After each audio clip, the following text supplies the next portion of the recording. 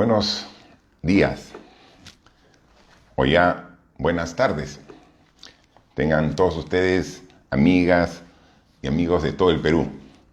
Una vez más, como todas las semanas, nos volvemos a conectar por este medio. Para nosotros siempre es muy satisfactorio poder establecer un vínculo directo que nos permita, como siempre lo hemos hecho, con total transparencia, honestidad, dar nuestros puntos de vista de la coyuntura.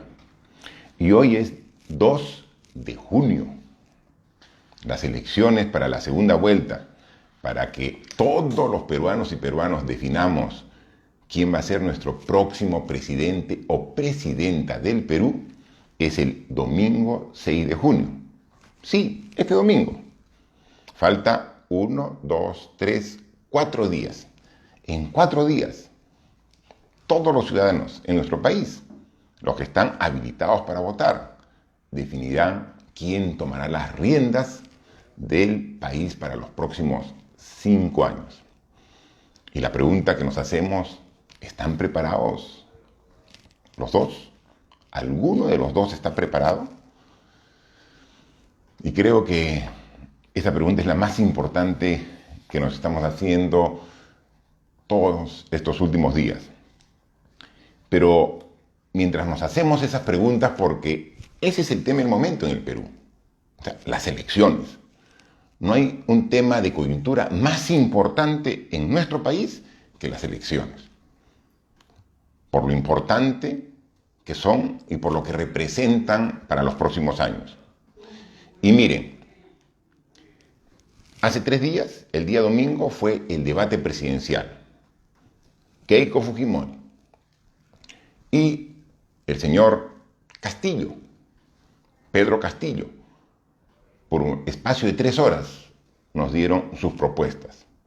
A estas se suman las propuestas de sus equipos técnicos, que fueron también expuestas hace 10 días, ¿no? Entonces, en las últimas semanas, el tema de fondo, el tema de coyuntura más importante es el tema electoral de cara a la elección que vamos a dar todos los peruanos para elegir presidente. Pero hay algunos otros temas que pasan, como dicen los muchachos, caleta. Hay algunos temas que pasan así, sin que los peruanos nos demos cuenta, porque estamos concentrados en las elecciones. ¿Y dónde es el epicentro de estas decisiones caleta que están tomando y que son sumamente importantes para el país? En el Congreso de la República. Sí, ese Congreso que a todos nos da tanto dolor de cabeza porque no hace otra cosa que las cosas mal. No hace otra cosa que meter la pata, ¿no? Este Congreso, el de Merino, que estuvo autoproclamado presidente por 6 días, ese Congreso de Merino, el Congreso de la vacancia, que nos dejó en tremenda inestabilidad política y social, con las consecuencias que el tiempo tendrá que evaluar y seguramente sancionar a los responsables. Pero a pesar de tremendos errores que he cometido, quieren cometer más. No puede ser que un Congreso que ya perdió legitimidad, porque ya hay un Congreso electo, nuevo. Señores congresistas, ustedes ya tienen reemplazo. Ustedes lo que tienen que hacer ahora es preparar su entrega de cargo. Eso es lo que les queda. Y si toman alguna decisión, sea alguna decisión imprescindible para la marcha del país en los próximos días. Pero ustedes ya tienen reemplazo. Ustedes ya fueron. No pueden tomar decisiones relevantes porque la población ya no lo respalda. Entonces, ¿cómo es que se atreve a decidir sobre algo que ustedes mismos, señores congresistas, dijeron que no iban a hacerlo? A nombrar a los representantes del Tribunal Constitucional.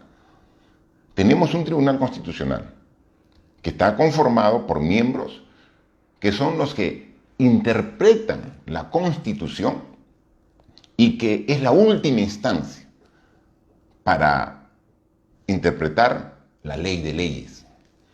Como un Congreso que ya le falta 2 meses, menos de 2 meses, como un Congreso que ya está deslegitimado, quiere nombrar a los miembros del Tribunal Constitucional, cuando ellos mismos, después del tremendo error que cometieron en la vacancia, públicamente anunciaron que ellos ya no iban a actuar al respecto.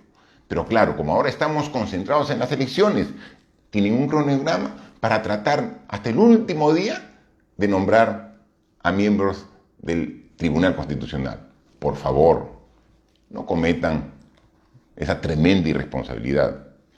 Y otra cosa, igual o más grave, el día de ayer, este Congreso ha aprobado una nueva legislatura, una mini legislatura, la mini legislatura de 1 mes. Yo ya les expliqué en una oportunidad, el Congreso trabaja en función de legislaturas. En el año hay 2 legislaturas. Una legislatura es en el primer semestre, comienza en marzo y termina en julio. La siguiente legislatura es en el segundo semestre del año, empieza en agosto y termina en diciembre. Son 2 legislaturas, ¿no? Y para ello, los congresistas, dentro de sus facultades, tienen la facultad de emitir leyes. Hay diferente categoría de leyes, hay diferente estatus de leyes. Hay leyes que los congresistas pueden aprobar por mayoría simple, es decir, con la mitad de los presentes. Mayoría simple, pueden aprobar una ley. Hay otro tipo de leyes que son más delicadas, leyes orgánicas, o sea, que tienen mayor amplio espectro de aplicación, que requieren aprobación por mayoría calificada, ya no solamente por la mitad, sino un número de 2/3 de los congresistas. Si no alcanzan esa votación, no puede ser aprobada la ley. Pero hay las leyes que son parte de la Constitución, los artículos, los conceptos de la Constitución, por lo importante que son, que deben ser aprobados en 2 legislaturas. No basta con la aprobación de parte del Congreso en una legislatura. ¿Por qué? Porque esos cambios son tan importantes que merecen un análisis, que merecen un debate, que merecen tomar las cosas con calma. Es decir, yo voto en esta legislatura y apruebo una modificación constitucional, pero no entra en vigencia si es que en la próxima legislatura, es decir, de acá a 3, 4, 5 meses, de análisis, de evaluación, de retroalimentación, de conversar y escuchar a la población, a las instituciones, a los colegios profesionales, a las universidades, a la sociedad civil, si están de acuerdo instituciones con la ley que estoy proponiendo. Y después de toda esta retroalimentación, análisis, tengo que nuevamente aprobar en una legislatura dentro de medio año, por lo menos. Estos amarros del Congreso quieren hacer modificaciones constitucionales aprobando ahora y luego en julio nuevamente, sin ningún debate, entre gallos y medianoche. Eso es inaceptable. Señores congresistas, el pueblo peruano no le va a aceptar este tipo de decisiones oscuras que quieren hacer, porque no es por el bien del Perú. Porque si fuera por el bien del Perú, ellos harían la aprobación de una legislatura y esperaría que el próximo Congreso, que asume funciones el 28 de julio, analice lo que aprobaron y luego lo ratifican. Ahí sí hay un análisis. Pero ellos mismos quieren aprobar ahora, y una legislatura que empieza el 12 de junio y termina el 16 de julio. Nunca en la historia se ha visto una legislatura de 1 mes. O sea, quieren pasar a la historia estos congresistas por haber hecho las cosas tan mal. No, pues, señores congresistas, los peruanos y peruanas nos merecemos respeto. De ninguna manera vamos a aceptar este tipo de actos en beneficio propio. ¿Y qué es lo que quieren aprobar?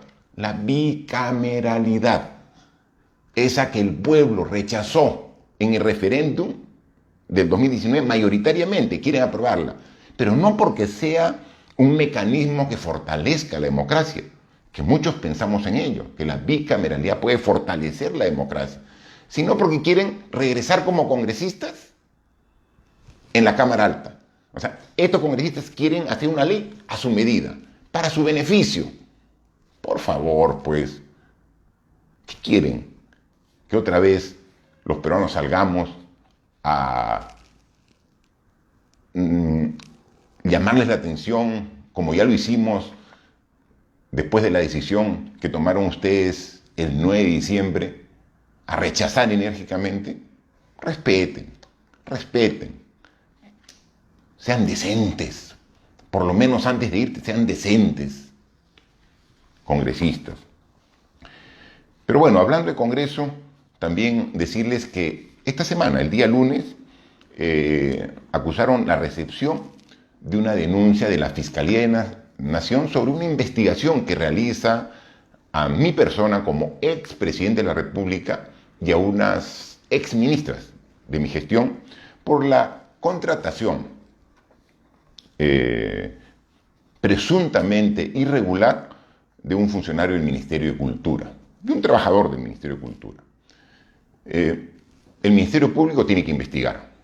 Yo lo dije, incluso siendo presidente, que estaba a disposición de la Fiscalía para ir y dar mi declaración. O sea, me ofrecí siendo presidente, a pesar que no corresponde por precisamente la inmunidad que tiene el presidente. Dije, lo puedo hacer. Ahora que ya no soy presidente, la Fiscalía está investigando. Somos los principales interesados para que se aclare y se llegara al fondo de la verdad. Pero como he sido presidente, ¿qué dice la ley? Que yo tengo derecho a un antejuicio. Es decir, que antes que la Fiscalía investigue, el Congreso de la República tiene que autorizar a la Fiscalía esta investigación. Eso es el antejuicio.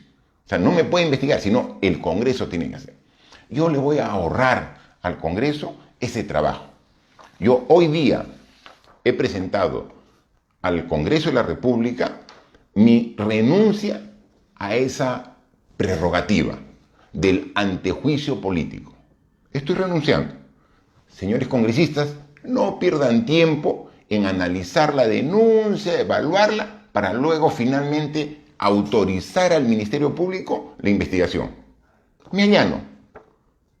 Con eso no quiere decir que acepto los cargos, porque en el Ministerio Público, ahí claramente vamos a demostrar que no hay nada ilegal de nuestra parte.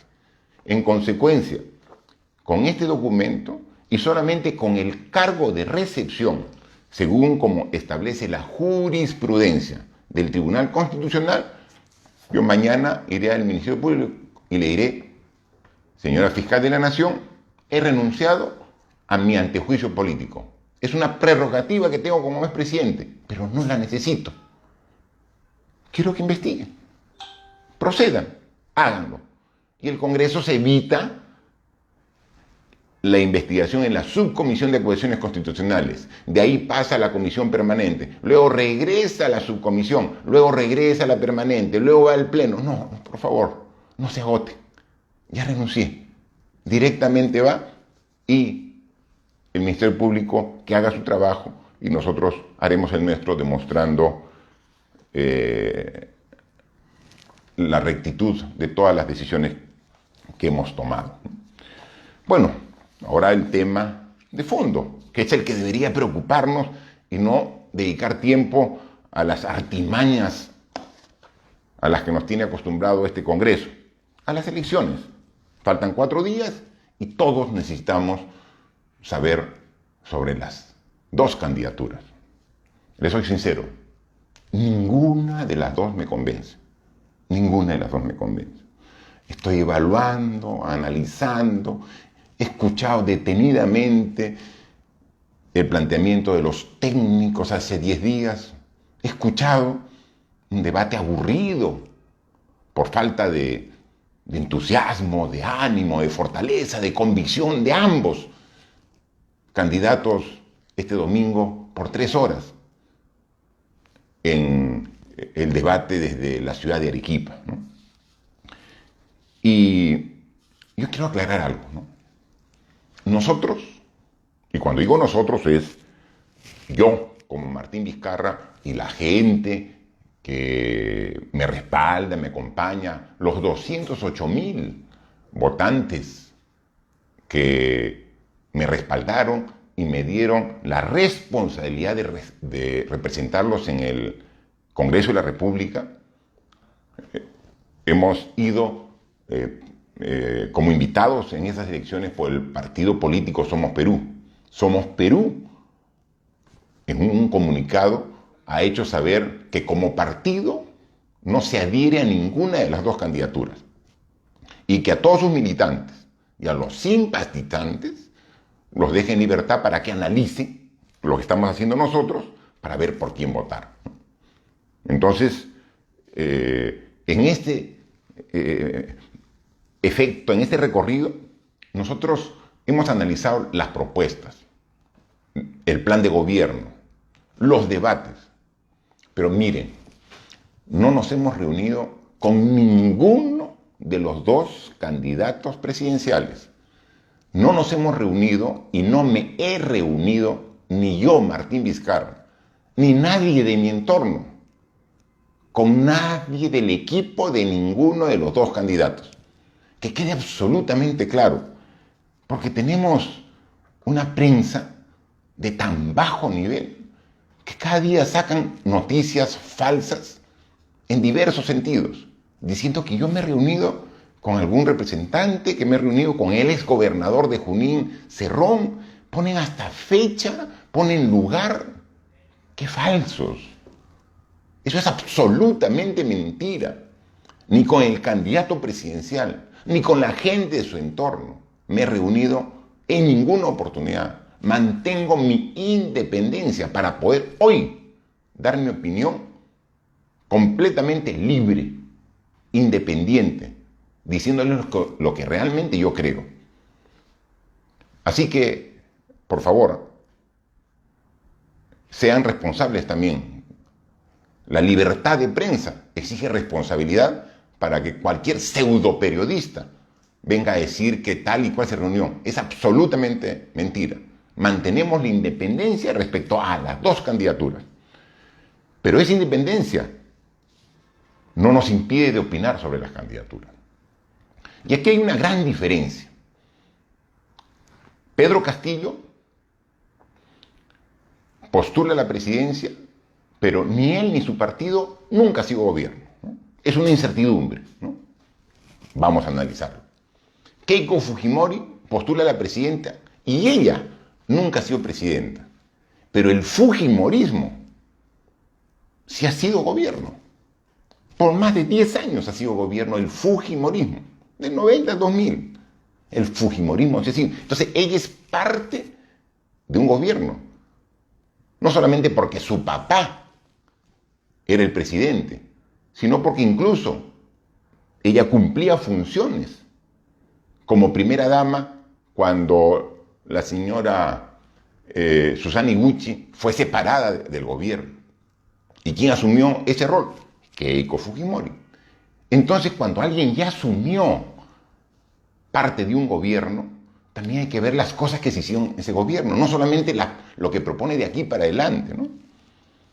Y si bien seguramente más de uno puede decir alguna obra, algún proyecto que se ejecutó en los 10 años de gobierno, también tiene una serie de carga negativa, de pasivos de su gestión, que es necesario también acordarnos, porque muchos de los que van a votar ahora no se acuerdan o eran muy jóvenes del 90 al 2000.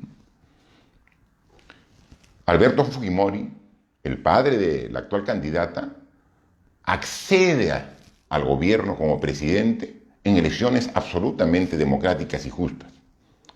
Pero al poco tiempo de acceder, él mismo se da un autogolpe y toma el Congreso de la República, que es otro poder del Estado.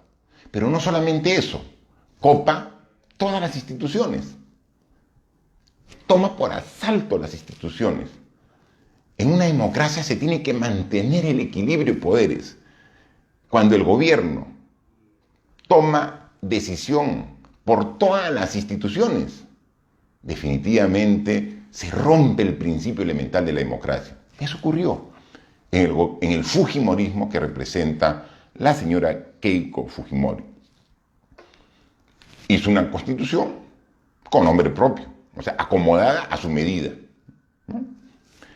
Luego, además de copar todas las instituciones, capturó la prensa que debe ser imparcial, la prensa que debe cuestionar las malas decisiones, la capturó. Los congresistas, los que eran incómodos, también los comenzó a captar. Y pasado muchos años nos enteramos cómo, a través de pago. Hacían cola los dueños de los diferentes medios de comunicación, de prensa escrita, de prensa televisada, para recibir su pago de parte de Vladimiro Montesinos. Entonces, eso es parte de los antecedentes. O sea, no solamente hay que pensar el futuro. Ese gobierno, el Fujimorismo, también tuvo su grupo de paramilitares que tomaban y hacían justicia sin respetar las normas y las leyes. Recordemos al Grupo Colina. Por combatir el terrorismo, también, ¿cuántos inocentes estos grupos paramilitares pagaron con su propia vida su accionar? ¿Cuántas mujeres nunca más pudieron tener un hijo porque fueron esterilizadas sin saber? O sea, ni siquiera les dijeron, sin autorización alguna. O sea, ha habido una serie de efectos sobre los derechos humanos, sobre la dignidad de las personas. Y luego Keiko Fujimori ha sido la líder de las diversas bancadas de Fuerza Popular del Fujimorismo en el Congreso. Y recordemos que el 2016, batiendo récord en la historia, alcanzaron 73 congresistas. El Congreso tiene 130 congresistas. Entonces la mayoría es la mitad más uno. 130 la mitad, 65. Más uno, 66. Tenían 73. Mayoría en el Congreso. Para hacer los cambios en beneficio del Perú. ¿Y qué hizo? Esos 73 congresistas con su lideresa, obstruir, sacarlo de la presidencia al presidente Kuczynski, a punta de presión lo hicieron renunciar, y luego fue parte del grupo de congresistas que vacaron a Martín Vizcarra el 9 de noviembre. En vez de hacer las leyes que ahora dice que va a hacer para un posible futuro gobierno suyo. ¿Dónde estamos? O sea, ¿cómo, teniendo esta mayoría en el Congreso, no hizo los cambios normativos, legislativos, constitucionales para lograr el progreso de todos los peruanos?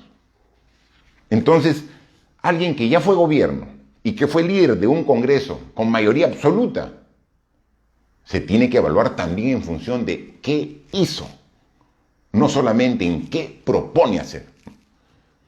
Y entonces, como tiene ese tremendo pasivo, esa tremenda carga negativa, comienza a ser una lluvia de promesas, ¿no? Y eso es irresponsable. Ah, ¿tú estás dudando en votar por mí? Tienes tu bono. ¿Y tú? Bono. Para ti, bono. Es decir, a todos tengo bono. Tengo bono para todos. Siempre y cuando votes por mí, ¿no? Las propuestas, solamente haciendo, como dicen, un análisis en un papel con un lapicero y una calculadora simple las propuestas que presentó en el debate este último domingo la señora Fujimori, sumarían para el erario nacional, para el presupuesto de la República, más o menos entre 18.000 a 20.000 millones de soles por año. ¿Se imaginan? El presupuesto general de la República son 180.000 millones de soles al año. Y solamente las propuestas son como 20.000 millones de soles. Pero qué incongruencia, porque por un lado dice, voy a aumentar mi carga, mi gasto con estas propuestas. Pero por otro lado, ofrece una serie de exoneraciones tributarias. Es decir, va a haber menos ingresos. Entonces, si con las exoneraciones y las facilidades tributarias va a reducir los ingresos, ¿cómo ofrece aumentar el gasto? La semana pasada lo dijimos. El principio elemental de un manejo serio de la economía es tratar de aumentar los ingresos, como en un hogar, ¿no? Me busco una chambita, yo trabajo en el Estado, tú trabajas en la empresa privada. No hay chamba. Entonces, como somos los peruanos, somos muy proactivos, emprendedores, entonces hacemos un negocio, todo. Entonces, ¿cómo aumento el ingreso? Las medidas que ha dado la señora Fujimori es para disminuir los ingresos. Y luego hemos dicho que lo responsable es no gastar más de lo que se tiene. Entonces ahí hay un tremendo desfase que la única forma que se podría lograr corregir es aumentando la deuda pública a niveles realmente muy elevados. Entonces, por favor, seamos coherentes. No hagamos pues esta lluvia de promesas populistas con el fin de ganar las elecciones y después estamos seguros que no la van a poder cumplir. Yo recuerdo las elecciones del 90, cuando Alberto Fujimori, por calles y plazas, dijo de que él era el candidato del no al shock económico, mientras que su candidato decía que tenía que darse un shock económico para arreglar las finanzas públicas. Él dijo no, y apenas ingresó, precisamente dio el paquetazo del shock económico, ¿no? Entonces, decir, yo tengo un discurso para ganar, pero una vez que gane, ya hago lo que quiero. No, revisando, no hay forma. O sea, no hay forma que con el presupuesto que tenemos y con las exoneraciones que propone se pueda dar todo este tipo de decisiones que dice que quedaría en beneficio de la población, ¿no? Exoneraciones tributarias, son menos ingresos fiscales, y entonces esto, ¿de dónde saldría? Pues para el bono oxígeno, para... aquí les tengo la cantidad de ofertas electorales, ¿no? Pero entonces decimos, no genera confianza porque es más de lo mismo, ¿no? Y el entorno que tiene de profesionales, todos, algunos de ellos que merecen todo respeto por su trayectoria, ya todos han sido gobierno, o sea, todos han sido gobierno. De ser sería nuevamente más de lo mismo. Cuando somos conscientes de que el Perú quiere cambio. El Perú tiene la esperanza de tratar de cerrar la brecha entre los que más tienen y los que menos tienen, de buscar una sociedad más justa, donde se tiendan a los vulnerables, a las personas que tienen alguna discapacidad, a las mujeres, que muchas veces no pueden afrontar la necesidad del hogar y tienen que juntarse en ollas comunes. O sea, queremos los peruanos cambio. Y entonces vemos la otra propuesta, la de Pedro Castillo, ¿no? Pero después de escuchar a los técnicos, no solamente disminuyeron las dudas, aumentaron las dudas de su candidatura. Hace 10 días el vocero en temas económicos que presentaron, realmente una nulidad. No sabía nada del tema económico. Cualquier persona podía sustentar los conceptos de materia económica mejor que quien fue. Entonces dijimos nosotros, no, estamos seguros que el propio candidato nos va a dar la confianza en el debate este domingo. Y vimos a un Pedro Castillo, y lo tengo que decir, apagado, sin ánimo, sin convicción. O sea, todavía no ha empezado la gestión y ya se cansó. Entonces, queremos cambio, sí, pero para hacer un cambio necesitamos propuestas de cambio. Y lo que escuchamos son generalidades, porque así como la candidata Fujimori da propuestas que no son realizables, o sea, en la práctica no son realizables por el monto de las propuestas y por la disminución de presupuesto que va a tener, el candidato Castillo dice cambio, pero no dice qué. Solamente llega, dice por ejemplo, la educación y la salud va a ser un derecho de todas las personas. Le comunico, le informo al señor Castillo que la educación y la salud ya es un derecho de todas las personas, está en la Constitución. O sea, no tiene que cambiar nada para que sea un derecho. Lo que tiene que hacer es cómo hacemos que esa salud y educación llegue a todos los peruanos.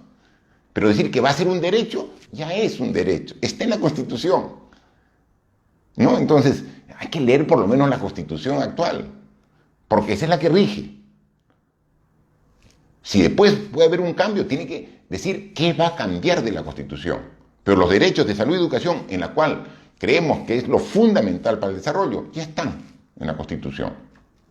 Entonces, ¿pero qué vamos a hacer? Esa es la primera pregunta. ¿Qué cambios? ¿Cómo van a ser la gradualidad de los cambios? Otra pregunta. ¿Y quiénes son los actores del cambio? ¿Cuál es el equipo? No lo conocemos. Entonces, tremendo trabajo que tenemos los peruanos en estos 4 días que quedan para tomar la mejor decisión. Y lo tenemos que hacer.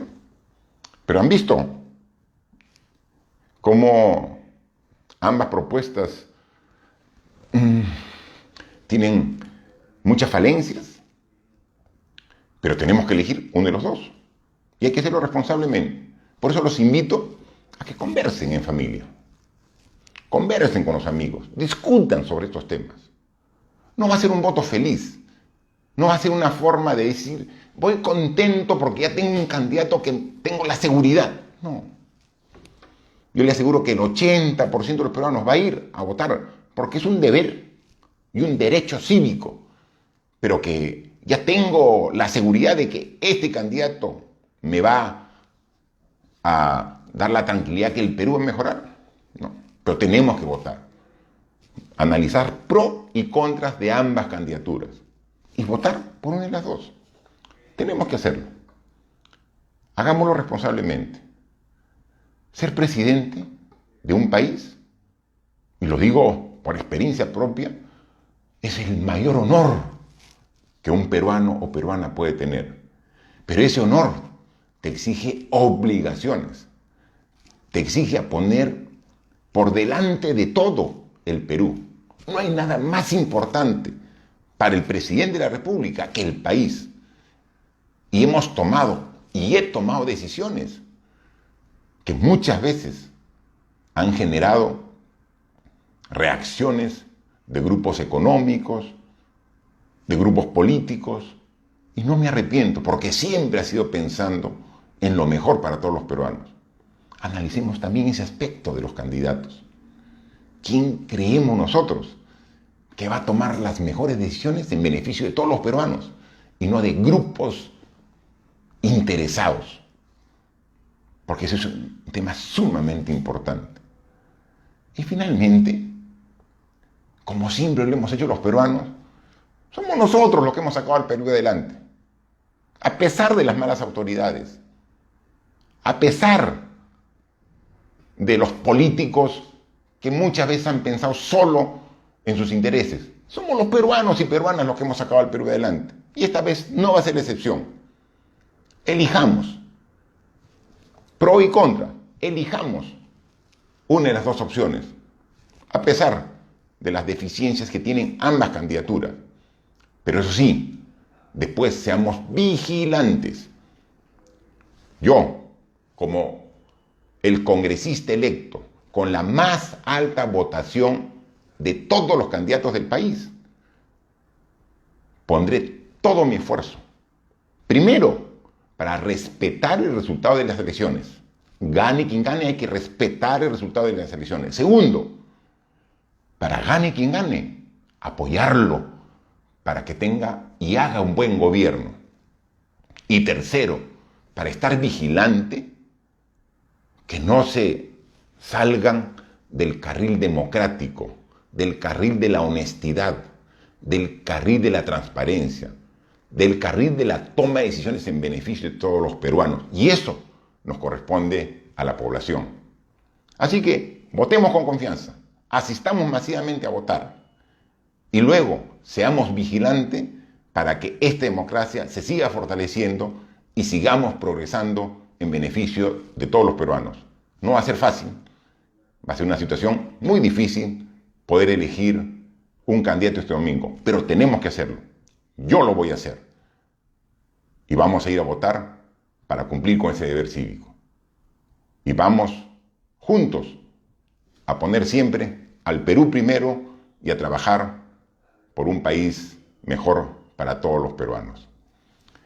Nuestra próxima reunión ya será con presidente electo y haremos los comentarios que correspondan la próxima semana.